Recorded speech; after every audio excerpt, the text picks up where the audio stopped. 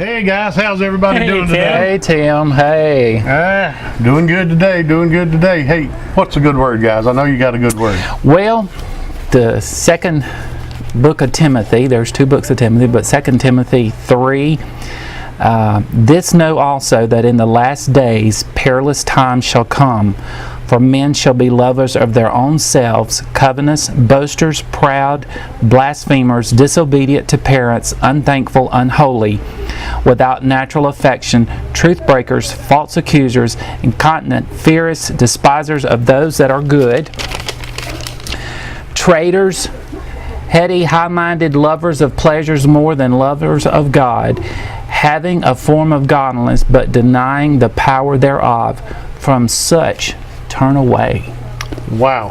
What, you sure you're reading from the Bible, or did you have the news report on? I promise you that it is the Bible. This Bible has been read before. Because I'll tell you one thing, that sounds just like what I hear on the news every evening. That is definitely today going on, and doesn't it preface it by saying that at the end of times, you may have read it and I missed it, this is what we're looking for at the end of the times, right? Exactly, but because it says that it will come and it will creep up and it will be into our homes and our families before we know it. You know, the one thing that hits me most there that he just read from the Bible, and it was probably just as prevalent back then as today, but seems to be getting worse, because in my few years on this earth, it tends to be getting worse, is having a form of godliness but not being able to use it or show it. Power, you know? right. Yeah, the power. You know, there's so many people out here that just don't have any feelings toward it at all. You go out here and stop cars in front of the store, and you go out there and stop cars, and probably 4 out of 5 will tell you, yeah, I'm a Christian, I'm a Christian, I'm a Christian.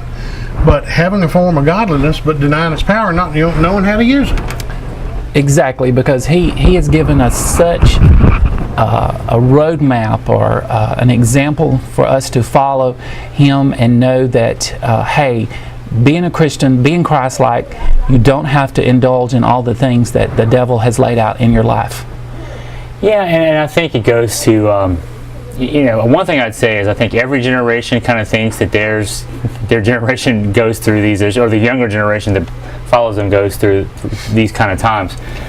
I think as we age, we do get away from a lot of this. Now, one thing that bothers me right now, I think, is that I don't know that we're aging like that like we used to in the past. It used to be you went through your wild stage when you were young, and then you got a family and you calmed down a bit, and when you got to be grandparents' age, you were really settled, and you focused on your family and that kind of thing. I don't know that we do that as well in this day and age, and that's the thing that concerns me as much as anything, is that I think we've gotten away from our roots as how we're supposed to sort of evolve as people from the time we're young to the time we're older. Well, it tends to look like to me that we have lost our morals and respect. And when those two things go out, it automatically pushes the Bible aside, like you have two of the same poles of a magnet pushing each other. Because when we don't have morals and respect, and the last time I preached in church, and Lamar was there, I preached on those middle years, and I think everybody has them.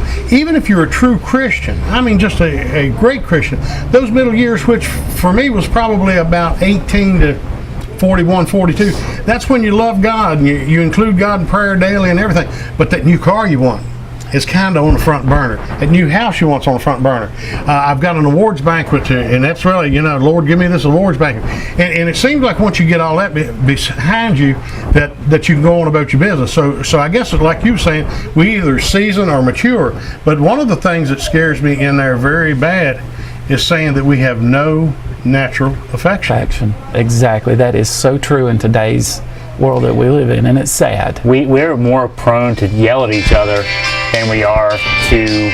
Let me put these guys on hold. Y'all hang on. We're so good now at shouting each other down and hating each other, and using, we talked about this on a previous show, but using social media instead of for good, which is to love each other, inform each other of family goings on and fun things we're doing, we use to attack each other anonymously, or even, hey, I'm Chris and I'm saying this about you. That we've gotten away. Yeah, we don't have affection for each other like we surely did in past generations, and we have the means to have more affection for each other. That is so true. And we don't do it. Absolutely. And that's what we're supposed to do. And I told Tammy, the next time that I get to preach in church, one of the things I'm going to challenge people to do, and we always take the mic before the service starts and make our announcements and all, and I'm going to ask the following week how many did it. But I'm going to ask the congregation there to go do at least one thing this week, good, for somebody that you normally wouldn't do. Now, what I would say, this would exclude, like if you go get Miss Martha every Friday and take her to get groceries because she can't drive, don't include that. I want you to do something that you normally would, you have to turn around and do a double take and go back and do it. And because that's what I think what we need to do as Christians. And 2 Timothy 3 right there is telling us how bad things are getting.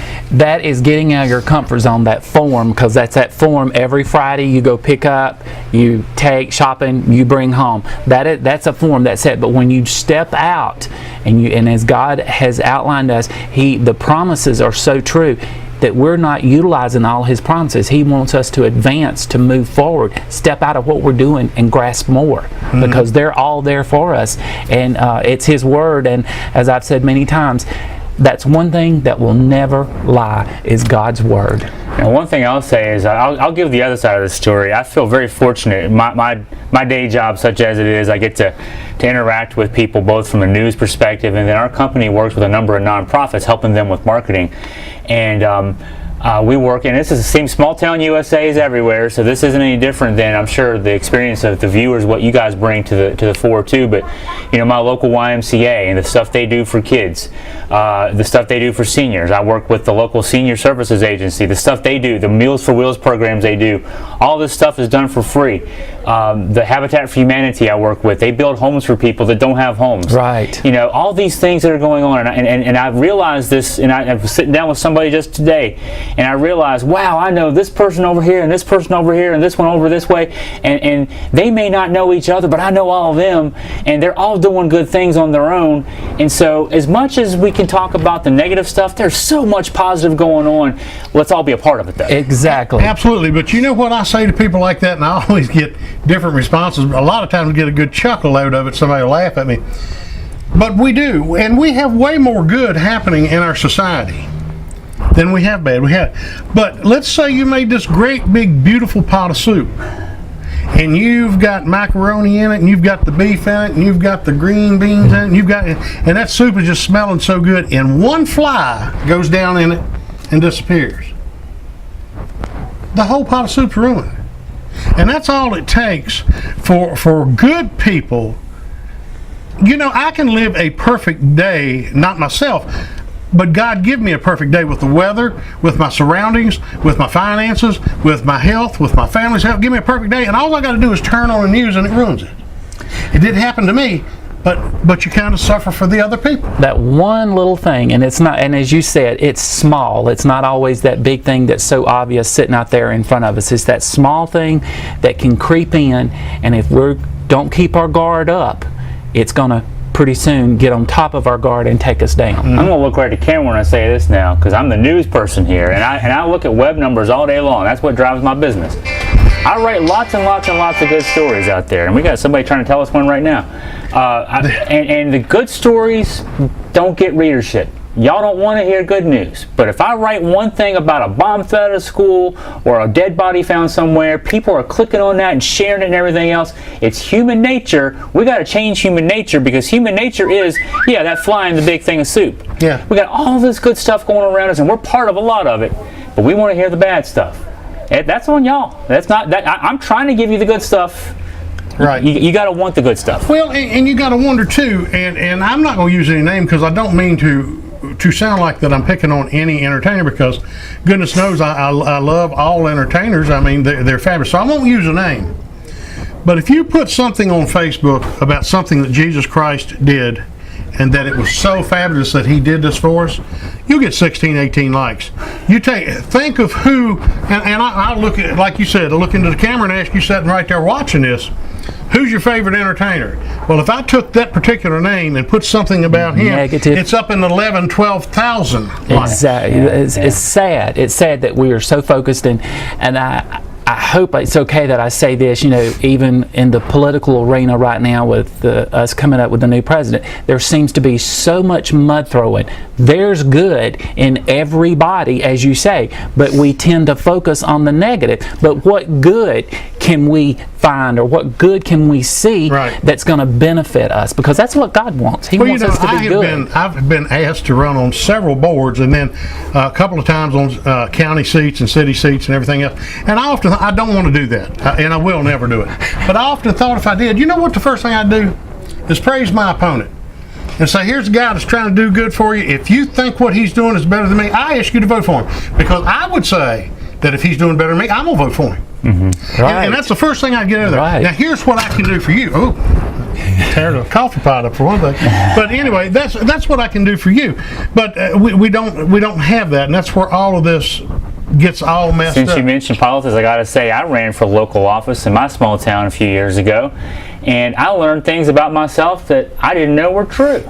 About things I've done that weren't true, about motivations I had that weren't true. I was said to have lived in a community before I moved here that I didn't live in, because I've lived here all my life. And so since that point, my wife has asked me a couple times, hey, you lost that election, because when you say you ran for something and you didn't say you won, that means you didn't win. Are you ever thinking about doing that again? No. And I like to think of myself as a good person, and I think what my experience says, and I've got a degree in political science, and so I've studied this, I write about it, I've lived it. If good people are scared away from running because of all the negative stuff, then we kind of get what we deserve when we complain about who's running for president, because all we're doing is we're eliminating the good people, and we're leaving the people who are willing to play that game behind, and they're going to play it well, and we enable them to do that. Yeah. We as Christians are lacking so much, I feel like, especially today's world, of stepping up and saying, okay, look, let's do this, let's move forward with this. We find ourselves wanting to cower back and into the comfort zone and not moving out into the arena where God has put us, because He says in His Word too, that He says, I know the plans I have for you. They're plans to make you prosper, not to hurt you or not to harm you, but to make your life great. And that's the words out of Jeremiah. And that's just awesome, because He wants us to do good. Absolutely. But I want to remind y'all, we're going to talk a little bit of music here in just a second, but I want to remind y'all that Chris is the owner and operator, along with his wife, of Augusta Free Press Online News. And you can go there, I don't care where you're at. If you can get on the computer, you can go to his news reports. Go in there and take a look at it. It's just some fabulous stories that Chris covers, and you'll see exactly the statements he made just now. You'll see exactly what he's talking about. Well, you guys want to talk a little bit of music? You mentioned some music, while we were in the middle of that heated discussion. I heard something pop up here on the radio. Take our minds off of all the bad stuff. Yeah, let's hear something good.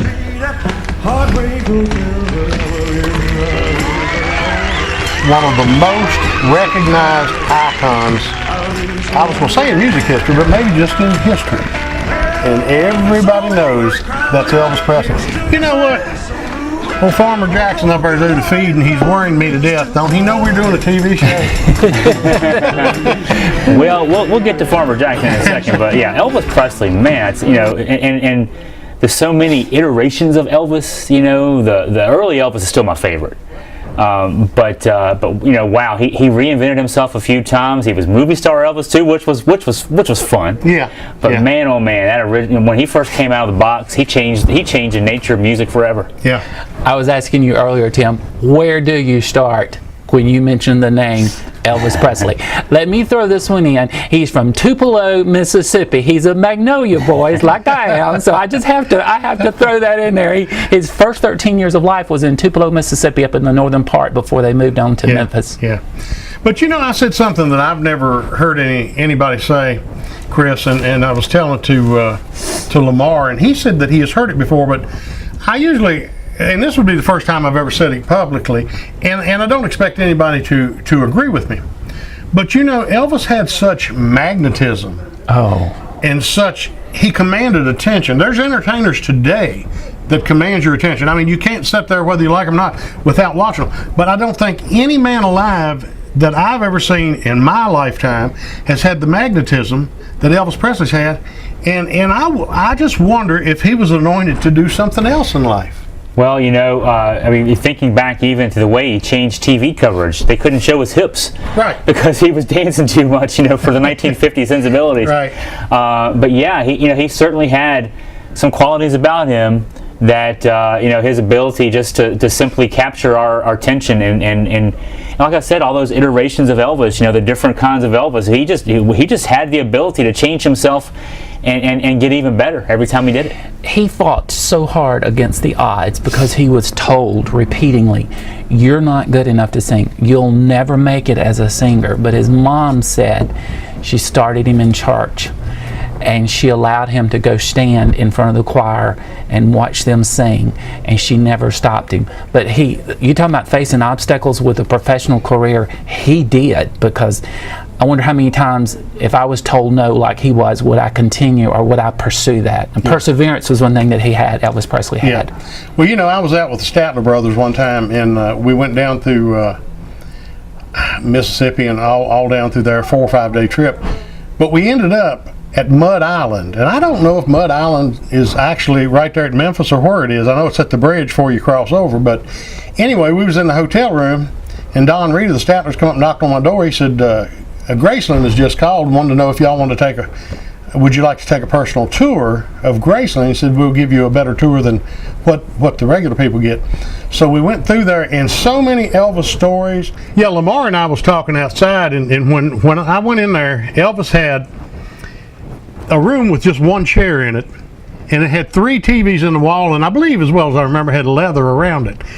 And we asked the tour guide why he did that, and the tour guide said so he could watch ABC, NBC, and CBS at the same time. Now, I'm going to tell you what, he would have to be an intelligent man to understand them all 3 at once. Well, but we don't give him credit for that. You think of Elvis as an entertainer. You don't think of him as Elvis, the guy who wants to know, to know what the evening news says. Not just the evening news, but all 3 evening news says every night. But he involved himself in that process. And it's part of that inside knowledge that's interesting to learn about Elvis in that way. Yeah, even to the point of serving in the military for his Absolutely. country. And when he went in there, people wanted to give him special treatment because he'd already made some big hits and things. And he said, "Look, I am a soldier just like the rest of them. I'm in here for my country." And I thought that was very admirable of him. Absolutely. That he was willing to lay his career down and then go, because that was a major era of war history back then in his time. Oh yeah, that was a time when a lot of people didn't, and we some of them are running for public office right now, and Absolutely. And did not do so. And talk about having a lot to lose. He'd built up so much, and he still gave for his country in that way. That's admirable. Right, and I have respect for that. Well, one of the saddest things I ever seen, I remember in '77 when he died, as the news report went off, my favorite song of Elvis's of all time is "Are You Lonesome Tonight?" And I've won several contests singing it, but as y'all know now, I only sing my own material. But that's one that I will throw in a show once in a while if I've got a big show to do. And when I explain that thing and I see it, people up front are just crying. How long's it been since Elvis been gone? It's quite a few years. August the 16th, 1977. 77. So it is so specific in my mind. It was my first day of high school at Clara High School in Clara, Mississippi, and all the girls come to school that day crying and saying, "The king is dead, the king." And I looked around and I said, "Okay, who are we talking about here?" Then come to find out, not making light, it was Elvis. Yeah, and see, the thing is, we're almost 40 years into his death, and right today I can sing "Are You Lonesome Tonight" and tell the story. What happened, whatever news report it was, it said, good night from the news, and we'll see you tomorrow, whatever they say. And all of a sudden, this camera starts going up a staircase and hits a landing and turns and shows a chair, and it's playing "Are You Lonesome Tonight?" the chair in your parlor and all this stuff. And when I tell the crowd that and explain why I like the song so much, and then I sing it, you can just see the people bawling on the front row 40 years later. Yeah. There's a reason, we kind of, it's become a joke in recent years, unfortunately, but there's a reason you always hear about Elvis sightings. Yeah. And it's because you don't want to believe that somebody who had worked himself to that level and had so many talents and so many positive qualities, and of course his last few years were sad, but you don't want to believe that he could actually die, and so you want to believe that you saw him at 7-Eleven, because you want to say, man, Elvis really did. He couldn't take the fame anymore, so he really did fade in obscurity. But because you don't want to believe that that we're all mortal, but certainly that Elvis was mortal, and that's hard to accept. Absolutely. No matter what facet of life you're in, when you're born to die. Mm-hmm. Yeah, that's what I told people one time. I said, it's a shame that we're aging like we are because we're getting closer to it every day. But when you go to the hospital, and you know this better than anybody, when you go to the hospital and you look through that window, them young babies who just born 2 hours ago, 3 hours ago, they're dying at that moment. Exactly. They're in this life, they're dying. But I'll also point out, I'll say this, and I know we're getting ready to wrap up because you got to get up the hill here. Yes, sir. To wrap up what we were talking about earlier, bring it all full circle. What's funny to me is more people see Elvis at 7-Eleven than see Jesus at 7-Eleven. There you go. That's right. And it. I don't know. You post a good post about Jesus, and like I said, you get 16, 17 likes. You posted about, and I'm not going to say anything because I'm not picking on the stars. I'm glad that I wish I'd get 11 or 12 million hits. So nothing wrong with that. But you just got to wonder what makes the mortal mind think that an entertainer would be more important than Jesus. Exactly. But I tell you what, we're going to wrap it up here at the general store right now, and we're going to head up on the hill up at Malcolm's cabin. I got to do a couple songs up there, and I'll drop back by here before we wrap it up tonight. Y'all just stay here and chew the fat a little bit, and we'll be right back, ladies and gentlemen. You stick around. Well,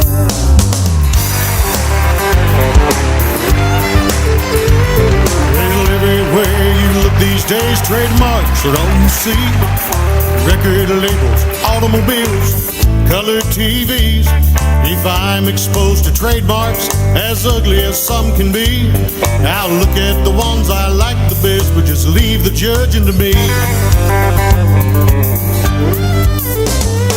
I'll look at them real closely to see how they are made. I'll judge on curves and quality like a judge at a parade. I've narrowed it down to some finalists, but a winner I just can't see. The nicest thing I've seen all day is the back of designer jeans. When I may have to get new glasses to do my very best, I've strained my eyes a couple of times cause they don't get no rest. I've looked real hard all of my life and you men know what I mean. I just can't pick a winner when it comes to designer jeans.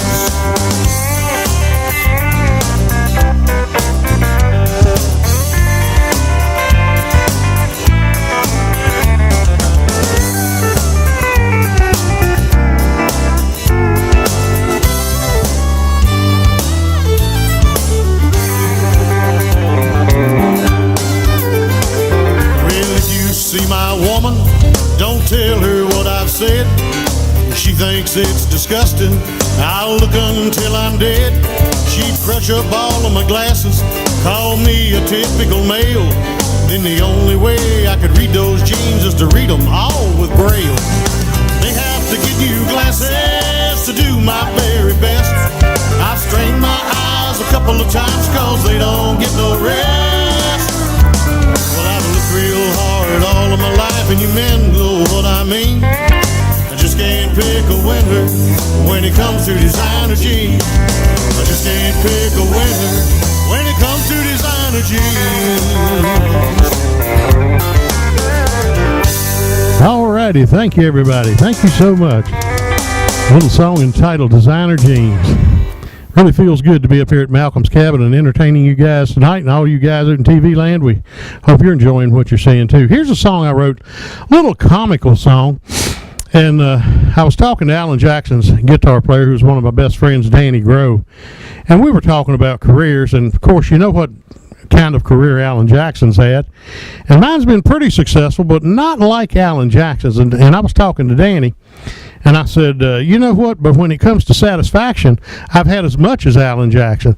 And Danny laughed and said, that's got to be a song. That's got to be a song. So listen, we're not comparing the singing or the music here, but we're comparing my career versus Alan. Listen closely, see what you think.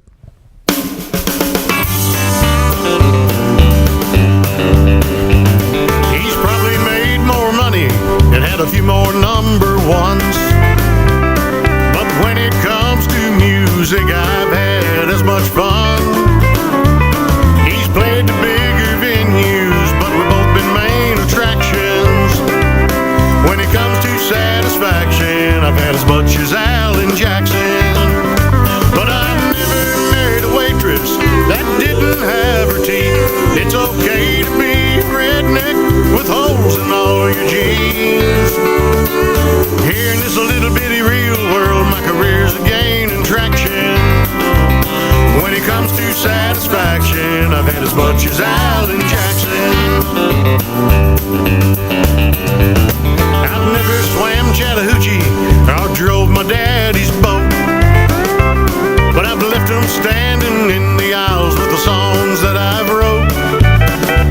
And when I rock the jukebox, you should hear the crowd's reaction. When it comes to satisfaction, I've had as much as Alan Jackson. But I've never married a waitress that didn't have her teeth. It's okay to be redneck with holes in all your jeans. Here in this little bitty real world, my career's gaining traction. When it comes to satisfaction, I've had as much as Alan Jackson. I've never married a waitress that didn't have her teeth. And it's okay to be redneck with holes in all your jeans. Here in this little bitty real world, my career's gaining traction. When it comes to satisfaction, I've had as much as Alan Jackson. I know when Alan hears a song, he probably just won't care. 'Cause he and Jimmy Buffett are skipping work because it's 5 o'clock somewhere.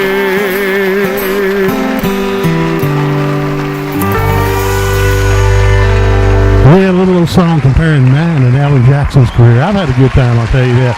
Hope you've had a good time tonight. We're going to head back down to the general store and say goodnight to all the guys and pull the shades, and also we'll catch you next time right here on God and Country Music. We'll see you next time. All right, guys, another good show up there at Malcolm's Cabin, and I tell you, the crowd was good, people responsive, people enjoy what we do, and you know, I'm just glad the guys join us online here and enjoy what we're doing. We're headed for 250,000 watches. Wow. in just no time. So we ask you to keep it up, guys. We love being there with you. And as you can tell, we like talking a lot, don't we? Well, yeah, there's no shortage of the talking that goes on. That's right. But you know, it's humbling to know that people. I mean, even if 5 people watch, 2 people watch, 1 person watch, it'd be nice. But yeah, it's definitely humbling to know that you know that what you started here, Tim, is reaching out to so many people. Well, and the thing is, maybe what we started here is reaching out to a lot of people, but what we want to do, and the reason we named it what we named it, and the reason we moved on and got our own thing, is because we want to reach people, but we want it to be a positive reach. We want it Something good, as we've talked Right. about. There's so much negativity in the news media now. We need something good. We need Yeah. something positive, something that's uplifting. Well, you know, in the preface of the show, I'll make this short. You'll see it if you watch what the show's about, the mission statement or whatever. But I had a pastor one time, and I was going out playing country music, and I was singing the hot tub songs and the drinking beer songs and everything. And I would get in at 3 in the morning and get in bed for a couple 3 hours, and then go to church on Sunday morning. And my pastor, Doug Williams, who I just admire to no end, would say, "Tim, don't you feel some kind of conviction on that?" And I told him no, because I believed it in my mind. I didn't lie to him. Yeah. But yet in my heart, I knew something wasn't right.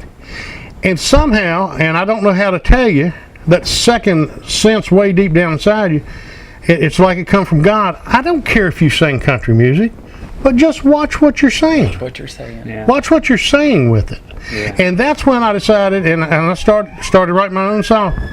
Oh, they got Otis on the run again. Oh yeah, well, Otis, it's probably deserved. We'll go let him out here in a little bit.